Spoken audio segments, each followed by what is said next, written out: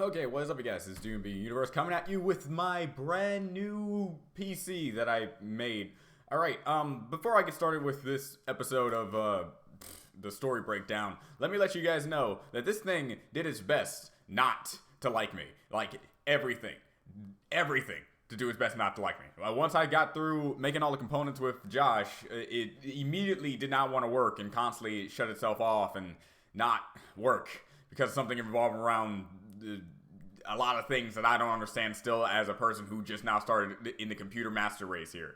So, thankfully, with me working over at Rooster Teeth, I just took the tower with all the stuff inside, brought it over there, brought it to one of the guys that actually specialize in making computers. He's actually the person who fixes all the computers and stuff that ever has a problem with over at the company. So I just brought it there.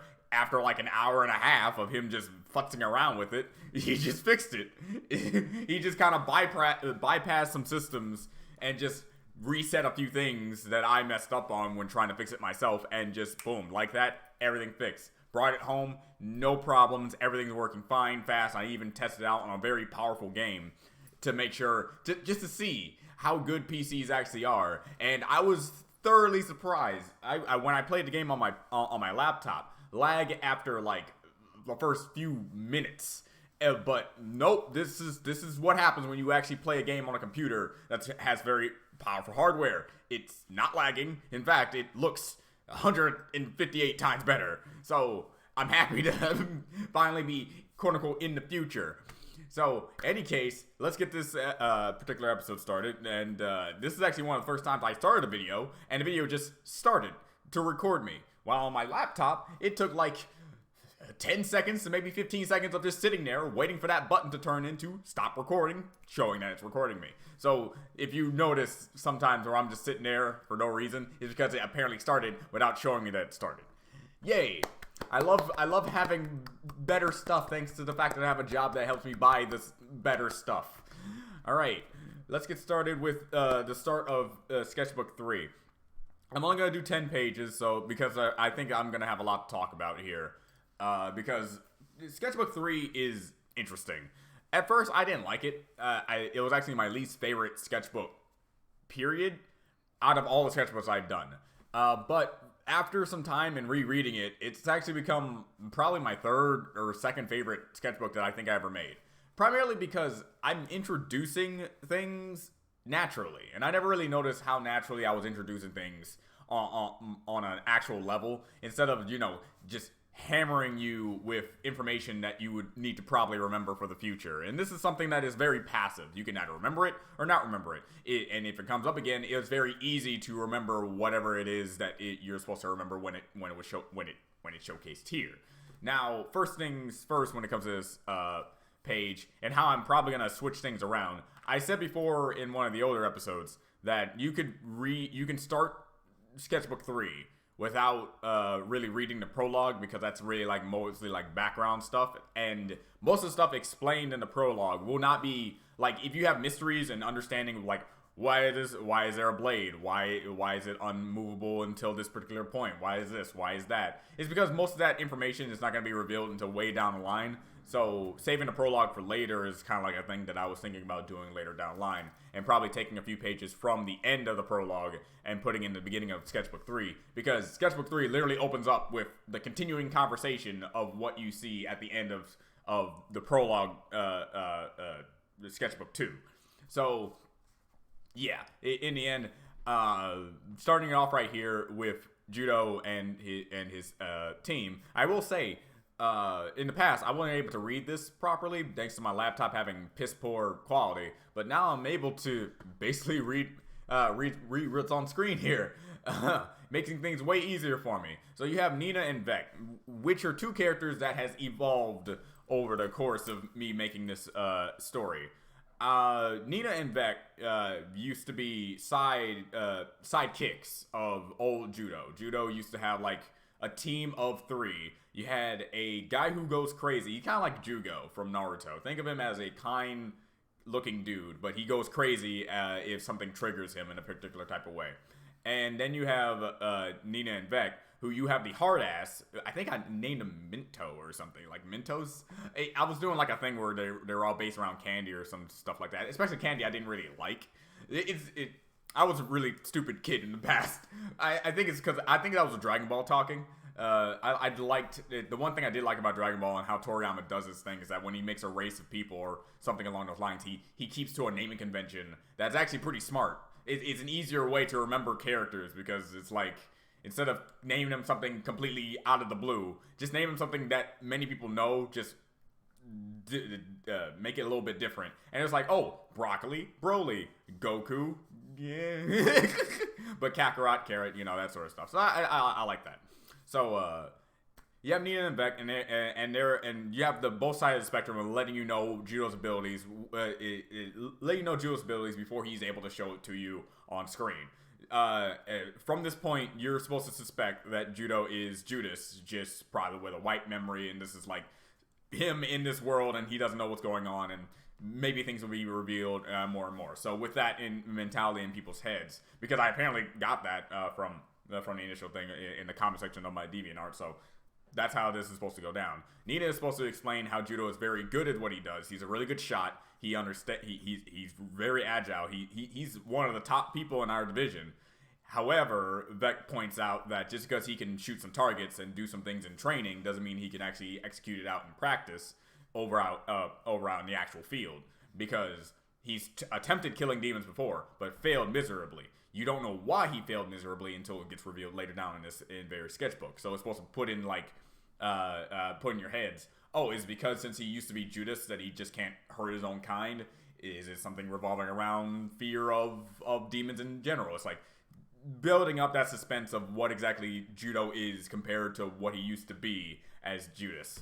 And then we get the introduction in the next page of what possibly will be my favorite hero character. Like Zaru, my favorite villain character, but this is my favorite hero character. And this is Yoko Law. Yoko Law Origato.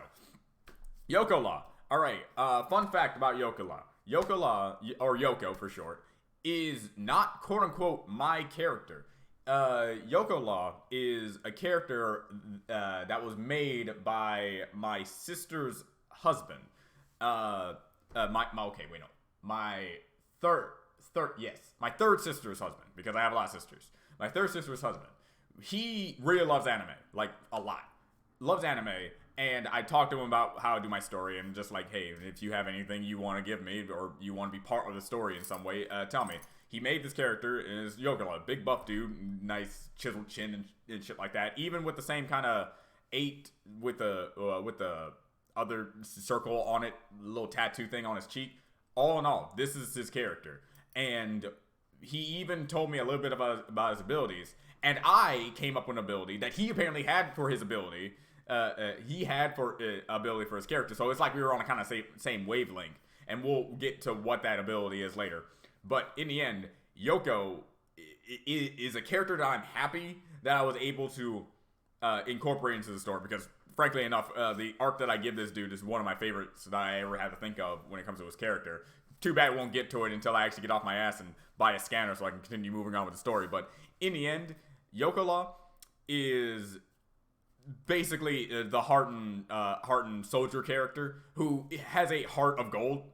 He's not the kind of guy to get in your face, yell into it. He's the kind of guy who believes in your abilities and trusts that you're going to make the right calls when you're out in the field. And he's just trying to defend Judo, saying, hey, he may not be able to do it, but when push comes to shove, when you truly need him, I'm sure he's gonna come through. Now, I bet you're wondering, like, what are the kanji on the shoulder pads and on the chest of Yoko there? It's supposed to mean home in that sort of sense, but it's not an actual kanji. It's my own personal kanji. It's supposed to mean home because in this world, a lot of different races and people of the world have come together already due to the demon threat. So they kind of just made a universal language for everyone to understand. It's kind of like a weird thing. We get into read later, but that kanji means home. We're part of the home front kind of thing. So after the introduction of Yoko, and I'll get more into what his character is all about in the coming pages, getting onto page 3. in this page, Yoko explains what exactly they're doing, and when I say explains what the heck they're doing, I mean failed to explain because he didn't actually pay attention to the debrief of what exactly they're doing. So right now they're heading over to the shattered remains of New York City. In my world, all throughout the planet, like many different main landmarks and cities like that have been destroyed by demon threats, and it makes it so that the residents that used to live there have to move to another place and make that a new area. Now, as for like Yoko as a character and how he interacts with his troops, Vec and Nina are like obviously nice and obviously a dickhead, respectively. And Yoko is just showing that he values all of his team members, and even though he's incompetent when it comes to being a nice general, he's very, very competent in forms of protection and stability. He's there for them. He's not gonna let them die. So, with all that done, we go over to the next page, which being page 4. And this is me doing my best to do up some establishing shots. They're now in New York, and this is like Times Square, and now it's destroyed. And they're just moving on with it. This is just me doing my best to be like, hey, I'm not just gonna just draw characters and then have them talk. I'm gonna do my best to draw some environments. I'm doing that, and continue on with that just to set up what exactly causes this kind of damage, or who or what kind of things can do this type of damage, and just show the type of things they're currently writing in and that sort of stuff. And even one of my favorite jokes is that, and this is something that you can either take seriously or not take seriously. I'm just gonna say it outright. Yoko says, "Come on, like New York at this point is just like my grandmother. It's old, beat up, and dead." So it's like, it's like on one end you can be like, "Oh man, that's a background," or it's just a joke that Yoko is, because you already got introduced to the fact that he's kind of a jokester. So. And that's pretty much what I'm just going to say. You're going to take it seriously or not. I will reveal later if that's supposed to is something to take seriously. Continuing onward, now we have these two characters. These two characters, shockingly, got a lot more popular than I expected them to. They're the equivalency of hey, this is just these are just two characters that are supposed to serve a very specific purpose and then leave forever. But some people actually like their dynamic and want more characters like them. So I actually did manage to incorporate something else, not these characters in particular, but something else that is kind of like their dynamic that actually is more prominent in the story. And this is what I mean by taking people's feedback and making my story better because of it. Because I'm not the type of guy to be like, not the type of guy to be like, oh, just because you don't like it, I'm not going to try to take any feedback from that or try to make anything from it. No, I'm the type of guy who constantly evolves his story, because while you will never change the story beats how I'm planning to make them, aka if this character dies, if this character goes on this particular journey, if this character does this at this particular point in time, it's going to happen. Nothing that people can say criticism-wise is going to make me not want to go down that route. However, in forms of character development, character motivation, character drive, characters in general, I'm willing to take up some feedback on that, because it's like whatever gets me to that destination, will ever make it better, is something I will go to. So now you have Galvert and Teeny. Galvert and Teeny are demons from the 5th circle and the 8th circle of hell. I want to show off the higher tier type of demon characters that you'll be seeing. And you also notice when I was doing power level stuff, if they're from a specific numbered circle, they'll always have the first number of their level be in the front. So since he's from circle 5, he's 562. And since she's from circle 8, she's 824. Showing that Teeny is more powerful than Gavert, and as for any other circle demon. So if you have a circle demon that's from, if you have a demon from the circle 1, it's more likely going to be weaker than circle 2, so on and so forth, so on and so forth. That sort of stuff. So, Galvert is what I call a Blade Runner. A Blade Runner is a type of demon that has, it's a type of demon that has a blade somewhere on their body. It's not just the arm. It could be their leg. It could be their head, for all of Christ's sake. They could have no head or anything like that. The blade on their body is just, how they kill people. And they have a tendency of going overboard in forms of killing people. Once they kill one person, they go ballistic and continuously kill until they're satisfied. So they need someone, so they usually tend to find someone stronger than them to keep them in their place. Teeny is at +1, basically. Teeny is so much stronger. She's able to handle whenever Gabbard gets into his enraged state. And Teeny herself is a shifter tick. Shifter ticks are fun because shifter ticks. There are many different types of shifter ticks out there. Shifter ticks, if you could try to think about how I made the name, can shift their body in some way, shape, or form. So right now, the form you're seeing right now isn't actually her true form. That's a good way to put it. Next page, we have Teeny noticing the group in their car. And this is the point where someone noticed that my art style got a little bit better. AKA when it comes to this particular page where she's pointing at a thing and you see the beam come out and stuff like that. Funny enough, I started Sketchbook 3 after I got done reading Homestuck and drawing a Homestuck comic. Give me a second. It's only gonna take a minute.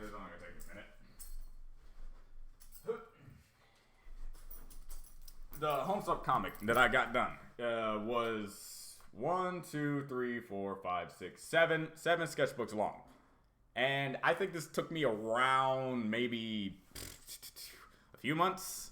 Because the thing is about the Homestuck comic was I made a lot of friends after reading Homestuck. Not made a lot of friends. I had friends that read Homestuck. I never read Homestuck.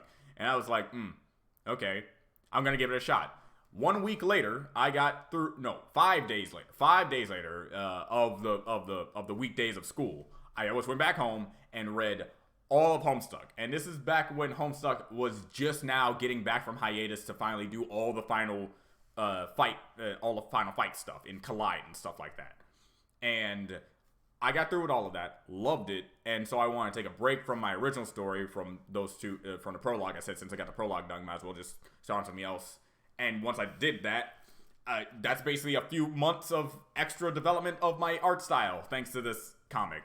So, yeah, the funny thing about this comic is I only have the first 3 sketchbooks done on my DeviantArt and have not got around to uploading the rest. Mostly because, well, one, it's not my favorite comic because I was kind of under, like, a lot of pressure, you could say, because this was during last year of I think it was high school. During last year of high school.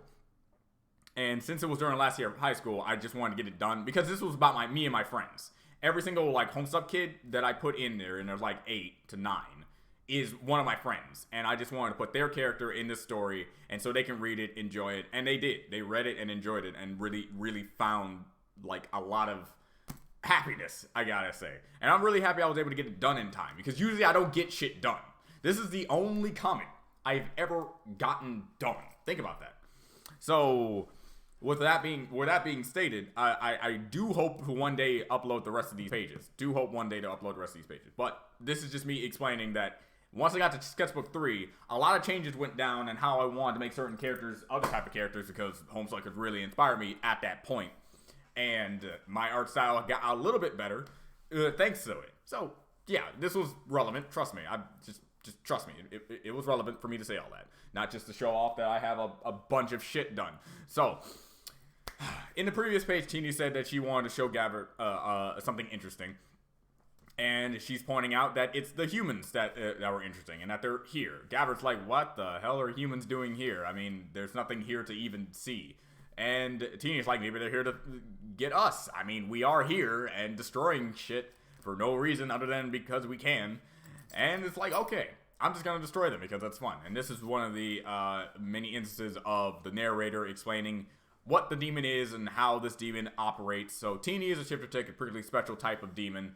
And it allows her to shift the very atoms and natures around us so she can shoot beams of energy and shit like that because she's manipulating the atoms in the air.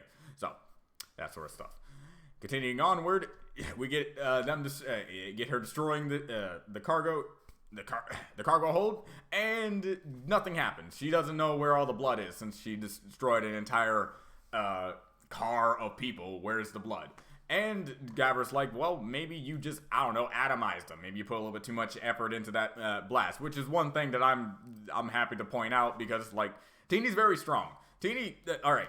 When it comes to any character in the later circles, being 6, 7, and 8, these characters are mountain level casually. I'm just gonna throw it out casually. They just bust mountains with no problem. So thinking that Teeny just kind of destroyed them outright is completely and utterly founded.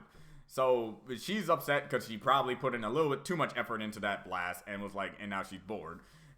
And Gabber just wants to go back out. And then it gets revealed that, yeah, of course, they're not dead. They just got out of the car. And Yoko exclaims that it's good that we had it on autopilot, right? Just to distract them and get like a good vantage point here. So this is a demon encounter. This is their really big demon encounter. They didn't expect it to be these level demons, so it's going to be something interesting to come up with a strategy on how to take care of them. So Yoko comes up with the best strategy, in that we have to make sure that if we're going to take out the anger demon, to take him out quickly before he actually gets angry. As for the shifter tick, we have to fool the fool. The best way to take on a fraud demon is to catch them off guard. It is the only way to actually defeat a fraud demon, as shown in the prologue. The only reason why Saki got hit and hurt like that is because she honestly thought she was safe of everything. She let her guard down because she thought she had everything under control. Once she was fooled, her entire defenses were completely null, and she got hit. So that's pretty much everything you need to know about any fraud demon. Whenever you come up with one, just fool them, and they're basically as weak as humans. So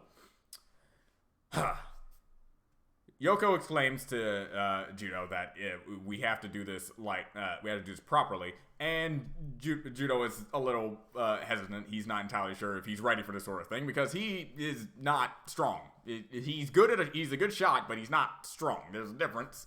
And then we have the last page that I'm going to talk to is that we got the proper introductions to Vec Chamber and Nina Summerson. She's a falconer, and if you don't know what a falconer is, it's actually a real thing. They go out and they're the people who set traps in wartime. And Vec is the sniper. I do not go with guns, so don't expect guns a lot in my story. All in all, Vec is going to take advantage. Vec is going to go on and take a vantage point. He is authorized not to shoot. He's only authorized to cover them whenever whatever Yoko and Judo are about to do. So Nina's about to go out, set some traps just in case they're about to get away. Vec is about to cover them, and Yoko and Judo are about to go in head first in a full frontal assault because they'll never expect a full frontal assault. You know, they won't expect 2 full frontal assaults. There you go. All in all, Yoko is the type of guy who kind of just jumps headfirst into danger. Not just because he believes he's strong enough to take it. He believes that literally anything that goes on is probably the best course of action regardless of whatever they do. This is the only plan that makes sense to him.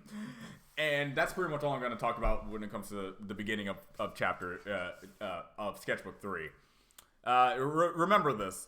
I may mistakenly say chapter at one point because I'm separating sketchbooks in chapters, you could say. But we're all in chapter 1. All of this is still chapter 1. How I dedicate chapters is that chapters to me, in my story, and for context, and especially for the big, dramatic twist of what happens once you find out something in the story, is that chapters are specifically focusing on not a thing, but not like a main idea, but a character. It's not all about, hey, this thing is happening because, hey, this is an arc, this is that story, this is this particular part in the story. No, chapters are all about one particular character. So when you have chapter 1, it's all about this particular character. I'm not saying that it's like Judo or Yoko at this point. You'll find out maybe later. Maybe I might say it once we finish chapter 1 of what this entire chapter was supposed to revolve around, yada yada.